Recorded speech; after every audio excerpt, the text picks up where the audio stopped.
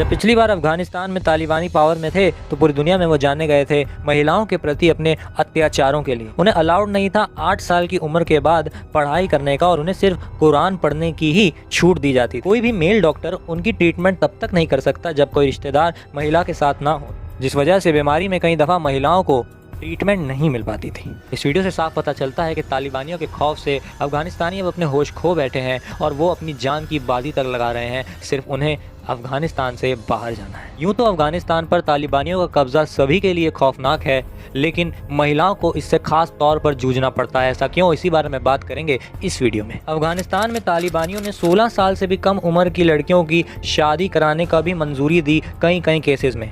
Amnesty international की report के हिसाब से 80% अफगान मैरिज ज़बरदस्ती कराई गई थी। इसके अलावा 8 साल से ऊपर की लड़कियों को अफगानिस्तान में अलाउड नहीं था कि वो किसी भी मर्द के, किसी भी पुरुष के डायरेक्ट कांटेक्ट में आ सकें जब तक कि वो उनका ब्लड रिलेटिव यानी कि रिश्तेदार, हस्बैंड या इन लॉ ना हो। महिलाएं सड़कों पर नहीं नजर आनी चाहिए जब तक उनके साथ कोई रिश्तेदार ना हो और जब तक उन्होंने अपने आप को पूरा कवर ना कर रखा हो बुरखे से। इस तरह के वे नियम थे कि किसी भी अनजान पुरुष को महिला के पैरों की आवाज़ नहीं आनी चाहिए, इसलिए हाई हील शूज़ पहनना भी बैन था। साथ ही साथ किसी भी अनजान व्यक्ति को महिला की आवाज़ तक नहीं सुनाई पड़नी चाहिए। इस वजह से ऐसा कहा जाता था कि पब्लिक प्लेस में महिला तेज़ आवाज़ में नहीं बात कर सकती। ग्राउंड फ्लोर और फर्स्ट फ्लोर की खिड़कियों को स्क्रीन या पेंट कर देना चाहिए ताकि सड़कों से महिलाएं नज़र ना आएं। अखबार में, किताब में, दुकान में या घर में भी महिला की तस्वीर लगाना, फोटोग्राफिंग करना बैंड था। महिलाओं को यहाँ तक ये भी अलाउड नहीं था कि वो अपने घर, अपार्टमेंट की बालकनी तक में नजर आए। साथ ही साथ रेडियो, टीवी या पब्लिक गैदरिंग में किसी भी महिला का मौजूद होना बैन था। तालिबान के इस तरह कड़े और निंदनीय नियम महिलाओं के लिए, महिलाओं के फ्रीडम के लिए दुश्वार तो थे ही, साथ ही साथ ये उन महिलाओं के लिए और ज़्यादा दिक्कत पैदा करते थे जो एक बुर्का खरीदना तक अफोर्ड नहीं कर सकती। साथ ही साथ उनके लिए जिनका कोई महरम ना हो। महरम वो होता है जिससे शादी करना हराम माना जाता है, यानी कि महिला का भाई, महिला का रिश्तेदार, महिला के इन लॉज या ऐसा कोई भी जिससे वो शादी नहीं कर सकते। ऐसे रूल थे कि महिलाओं के साथ उनका महरम का मौजूद होना ज़रूरी है। तो वो महिलाएं सड़कों पर कैसे चले जिनका कोई महरम ही नहीं है? वो महिलाएं जो सड़कों पर बिना महरम के नजर आती थीं, उन्होंने हाउस अरेस्ट भी फेस किया है। एक महिला जिसे बहुत बुरी तरह से मारा गया तालिबानी के द्वारा क्योंकि वो सड़क पर अकेले नजर आई थी। उसका कहना था कि मेरे फादर लड़ाई में मारे गए, मेरा कोई पति नहीं है, कोई भाई नहीं है, कोई बेटा नहीं है, तो मैं अपनी ज़रूरत की चीज़ों को कैसे एकत्रित करूं, कैसे जीऊं बिना बाहर जाए।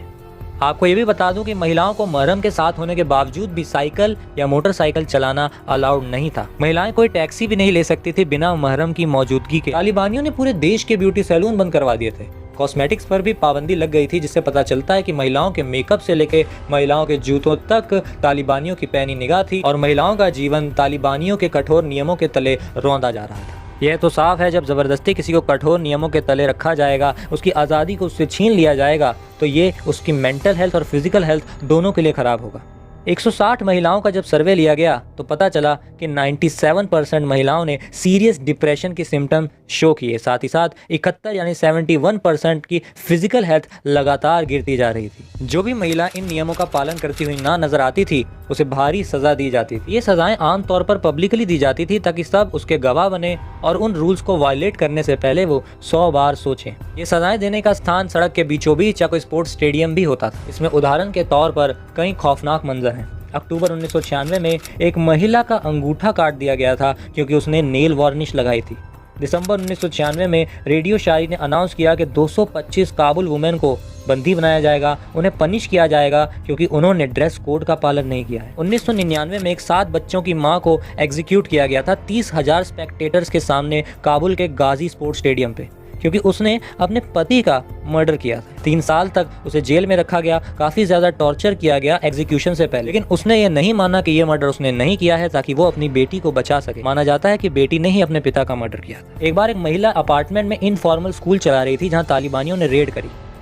जो बच्चे वहाँ पढ़ रहे थे उन्हें मारा गया और महिला को सीढ़ियों से फेंक दिया गया जिससे उनकी टांग भी टूट गई। उसके बाद उसे कैद में भी रखा गया।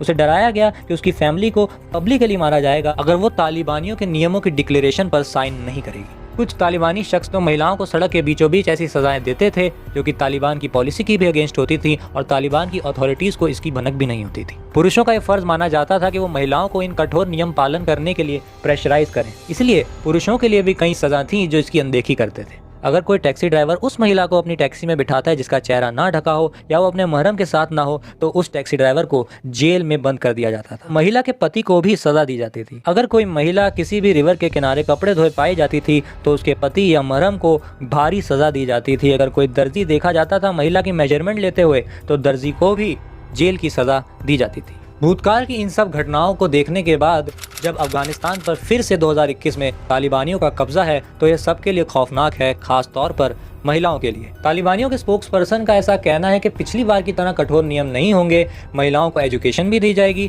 बुर्का पहनना कंपलसरी नहीं है, सिर्फ हिजाब कंपलसरी होगा। लेकिन माना जा रहा है कि ये सिर्फ कहने की बात, और देखा भी जा रहा है कि उन दीवारों पे जिन पे महिलाओं की पेंटिंग थी उन्हें मिटाया जा रहा है। और ऐसी भी रिपोर्ट सामने आ रही है कि कई महिलाओं के साथ तालिबानी जबरदस्ती रिश्ते बना रहे हैं, जबरदस्ती शादी भी कर रहे हैं। तो आज की वीडियो में इतना ही। अफगानिस्तान को इस मुश्किल समय में सिर्फ दुआएं ही नहीं बल्कि पूरी दुनिया से सपोर्ट मिलना भी ज़रूरी है। भारत या यूएसए को अफगानिस्तान के लिए तालिबानियों के खिलाफ स्ट्रिक्ट एक्शन लेने चाहिए या नहीं लेने चाहिए, अपनी राय मुझे कमेंट सेक्शन में ज़रूर बताएं।